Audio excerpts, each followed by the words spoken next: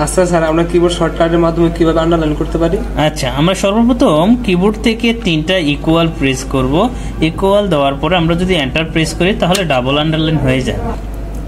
এবং কিবোর্ডের মাধ্যমে যদি আমরা সিঙ্গেল আন্ডারলাইন করতে চাই সেক্ষেত্রে আমাদেরকে 3টা মাইনাস প্রেস করতে হবে, এরপর এন্টার প্রেস করতে হবে। ওকে জি স্যার। আচ্ছা স্যার, আমরা তাহলে কিবোর্ড শর্টকাটের মাধ্যমে একটা টেবিল কিভাবে আনতে পারি?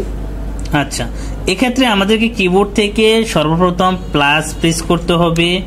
প্লাস প্রেস করে 3টা মাইনাস দিতে হবে, এরপর আবার প্লাস দিতে হবে পর্যায়ক্রম এরকমভাবে 3টা মাইনাস প্লাস, অর্থাৎ যেখান দিয়ে শুরু সেটা দিয়ে আমাদের কি করতে হবে, শেষ করতে হবে।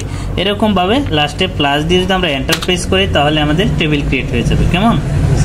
তাহলে আমরা যদি এই টেবিলটাকে যদি একটু মুভ করতে চাই সেক্ষেত্রে আমরা টেবিলের এই যে কার্সার অংশটা কর্নারে দেখা যায় এটাকে ধরে আমরা এভাবে মুভ করতে পারবো। ওকে, এবং আমরা যদি একটা সারি বাড়াতে চাই সেক্ষেত্রে আমরা কিবোর্ড থেকে ট্যাব প্রেস করব। ট্যাব প্রেস করলে আমাদের এই দেখেন সারিগুলো বাড়তে থাকবে।